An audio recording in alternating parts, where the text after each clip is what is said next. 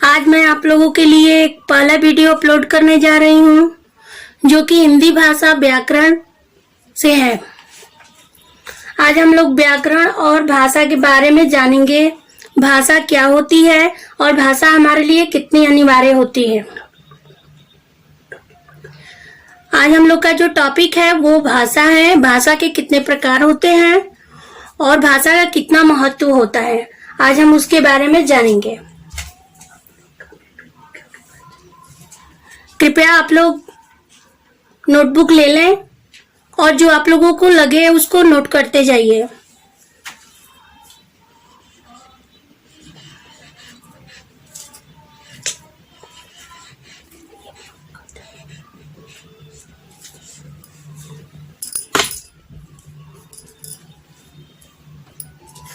भाषा वह साधन है जिसके द्वारा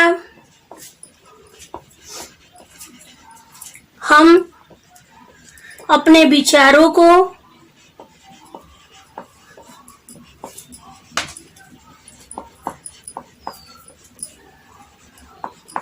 एक दूसरे के सामने लिखकर, बोलकर,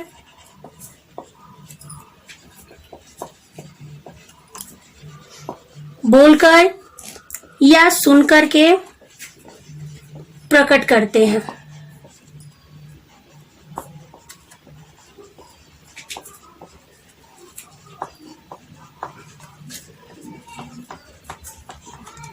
भाषा वह साधन है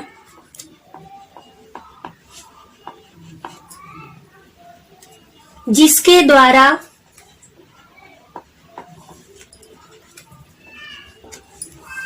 हम अपने विचारों को एक दूसरे से लिखकर, बोलकर या सुनकर के प्रकट करते हैं।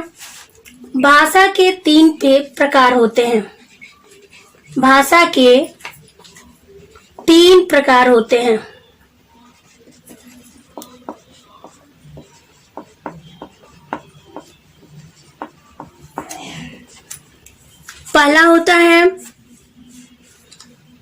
पहला होता है मौखिक। मौखिक भाषा वह होता है जिसमें हम बोल करके अपने बातों को एक दूसरे के सामने कहते हैं या सुनते हैं। दूसरी होती है लिखित।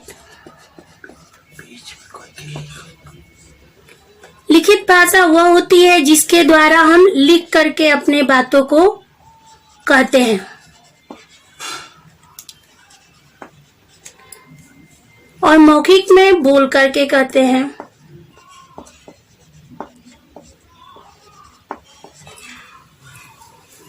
तीसरी होती है सांकेतिक भाषा।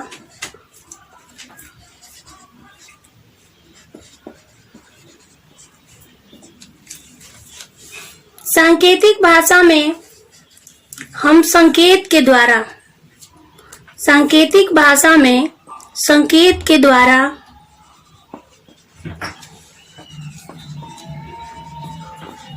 अपने बातों को कहते हैं। तो बच्चों, आप लोगों ने इतना समझा होगा कि भाषा क्या होती है और उसके कितने प्रकार होते हैं।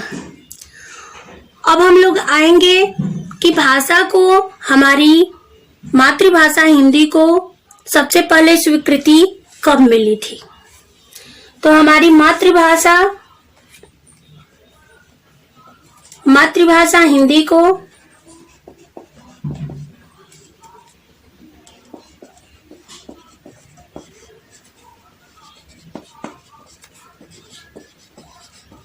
सबसे पहले स्वीकृति जो मिली थी, सबसे पहले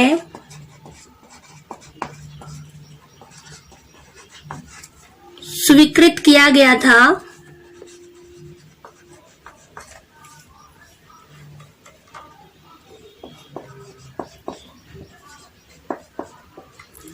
14 सितंबर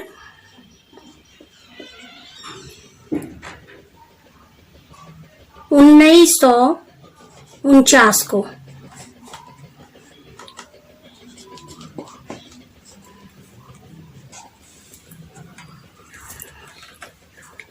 इसमें संविधान में सबसे पहले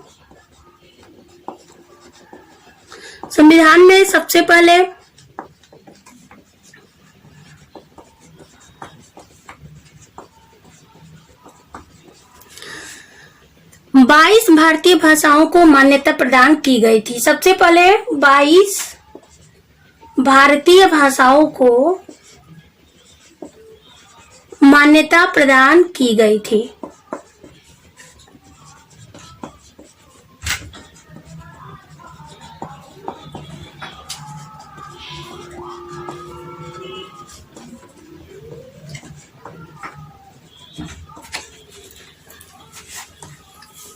तो आप लोगों ने अभी तक देखा कि भाषा क्या है, उसके कितने प्रकार हैं। हमारी मातृभाषा हिंदी को सबसे पहले स्वीकृत कब किया गया था और किस समय किया गया था, किस सन में किया गया था, इसमें कितने भारतीय भाषाओं को मान्यता प्रदान की गई थी। अब हम लोग चलते हैं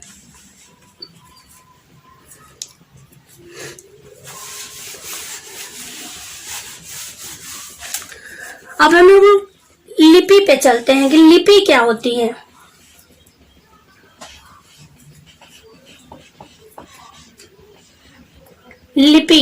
लिपि का प्रयोग हमारी भाषाओं में होता है, जो कि भाषा की मूल ध्वनियों को, जो भाषा की मूल ध्वनियां हैं, भाषा की मूल ध्वनियों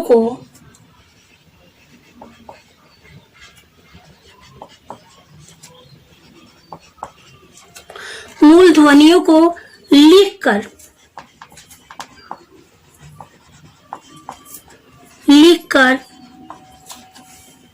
प्रकट करने के लिए जिन चिन्हों का प्रयोग किया जाता है, जिन चिन्हों का प्रयोग किया जाता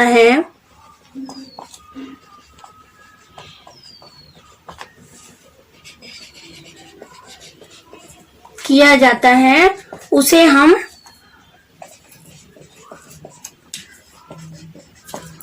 हम लिपि कहते हैं।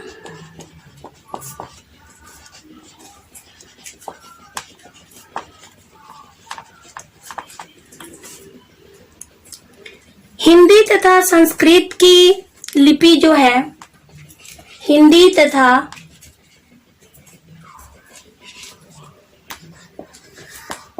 संस्कृत की लिपि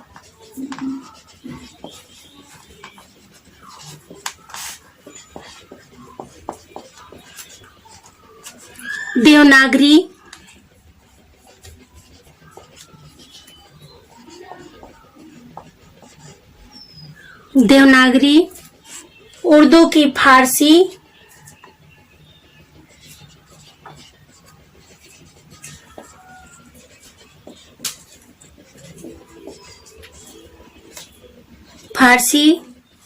अंग्रेजी की रोमन,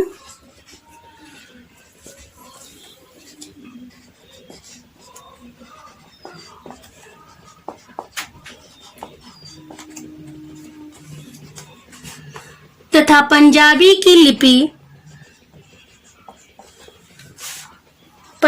की लिपि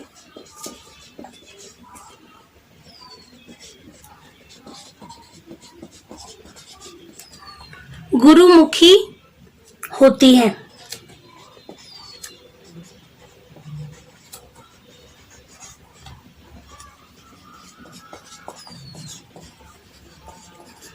तो इतना आप लोगों ने समझा कि लिपि क्या होती है, उसे किस लिए प्रयोग किया जाता है। जो भाषा की मूल ध्वनियों को लिख कर प्रकट करते हैं हम लोग, उसे ही, और जिन चिन्हों का प्रयोग किया जाता है उसे ही हम लिपि कहते हैं। हिंदी तथा संस्कृत की लिपि जो है देवनागरी होती है, उर्दू की फारसी, अंग्रेजी की रोमन तथा पंजाबी की लिपि गुरुमुखी होती है। अब हम लोग चलेंगे कि हिंदी भाषा को राजभाषा के रूप में कहाँ-कहाँ मान्यता प्राप्त हुई है।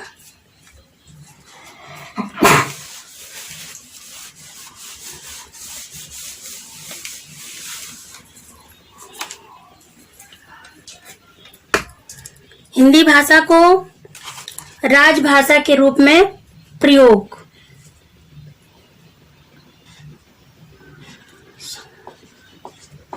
हिंदी भाषा का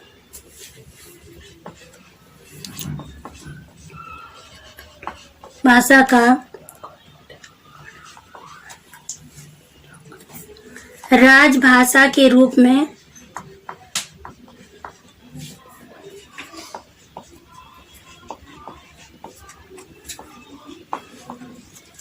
प्रयोग। राजभाषा के रूप में हिंदी जो है हमारे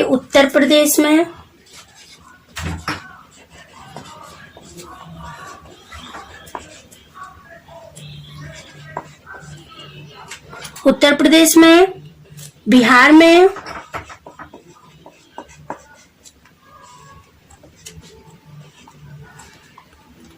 उत्तरांचल में,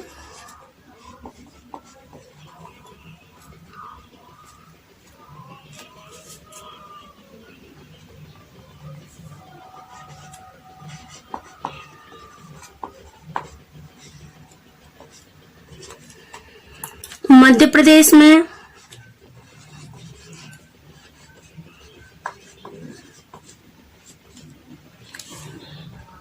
राजस्थान में,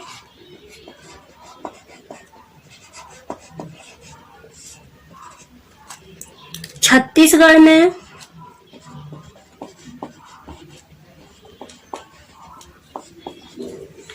झारखंड में,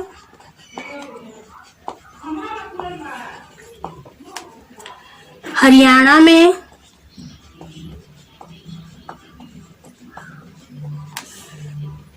हिमाचल प्रदेश में,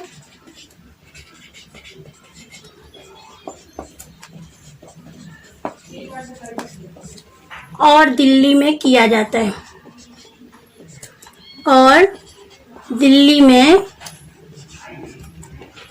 जाता है।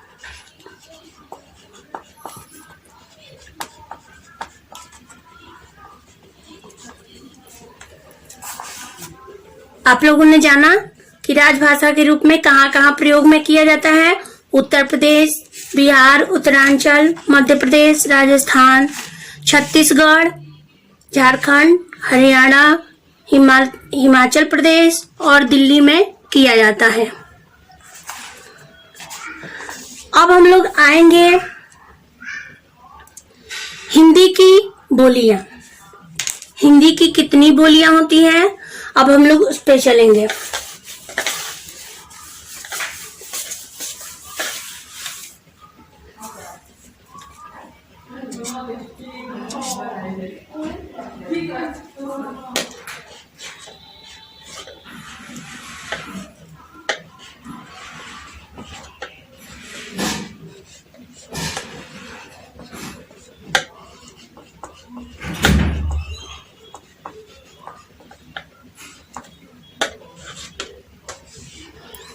हिंदी की बोलियां जो है को 6 वर्गों में विभक्त किया गया है। हिंदी की बोलियों को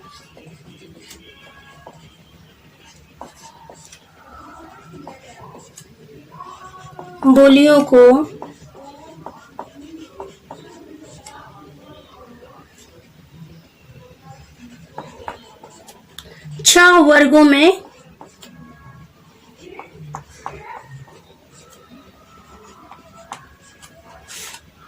विभक्त किया गया है। विभक्त यानी बांटा गया है।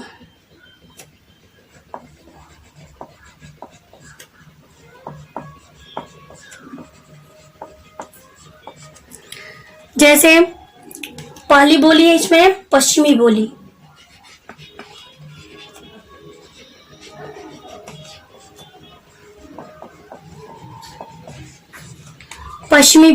पश्चिमी बोली में कई प्रकार की बोली बोली जाती हैं, जैसे ब्रज, खड़ी बोली,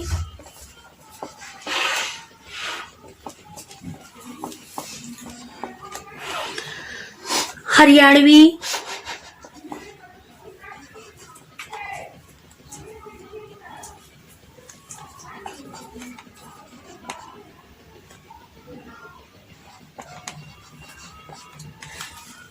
बांगरू,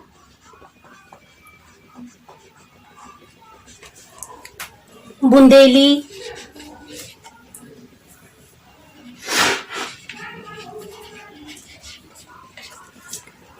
और कन्नौजी।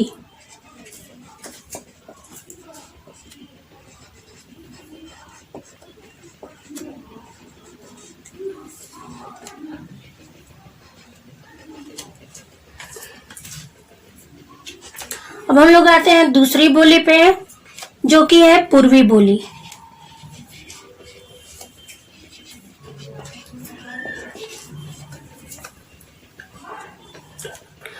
पूर्वी बोली में है अवधी,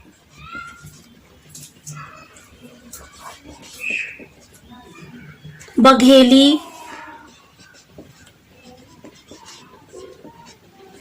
छत्तीसगढ़ी,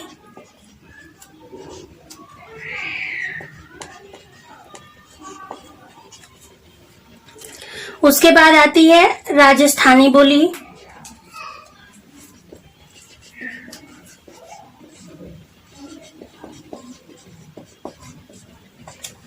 राजस्थानी में आती है मेवाती,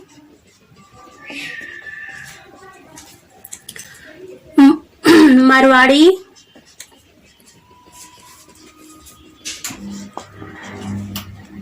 हाड़ौती,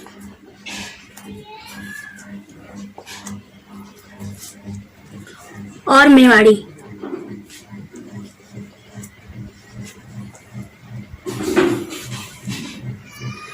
उसके बाद आती है बिहारी बोली,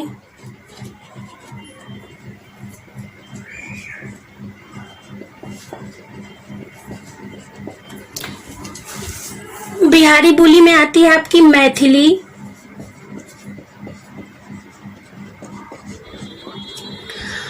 मगधी,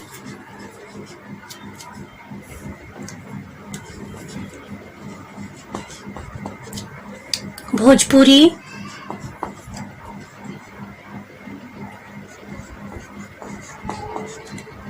उसके बाद आती है पहाड़ी बोली,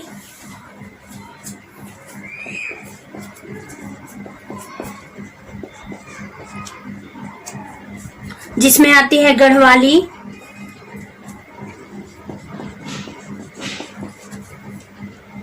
कुमाऊनी,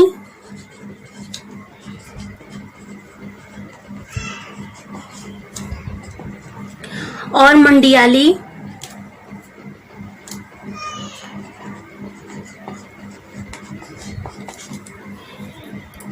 सबसे लास्ट में जो आती है वो है दक्षिणी बोली,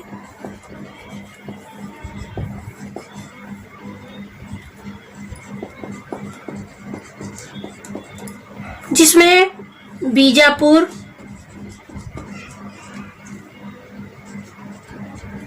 गोलकुंडा,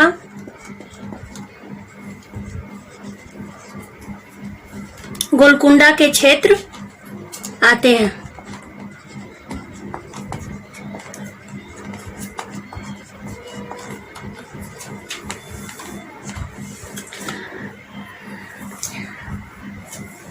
बच्चों, आप लोग फिर एक बार देख लीजिए कि हिंदी बोलियों को 6 वर्गों में विभक्त किया गया है, यानी बांटा गया है, जो कि इस प्रकार से है। पश्चिमी बोली, पश्चिमी बोली में ब्रज, खड़ी बोली, हरियाणवी, बांगरू, बुंदेली और कन्नौजी आती हैं।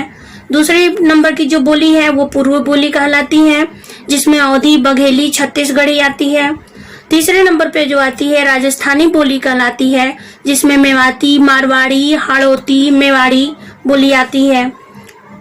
उसके बाद आती है बिहारी बोली, जिसमें मैथिली, मगधी, भोजपुरी बोली जाती है। चौथे नंबर पे, 5वें नंबर पे जो आती है पहाड़ी बोली आती है, जिसमें गढ़वाली, कुमाऊनी और मंडियाली बोली जाती है।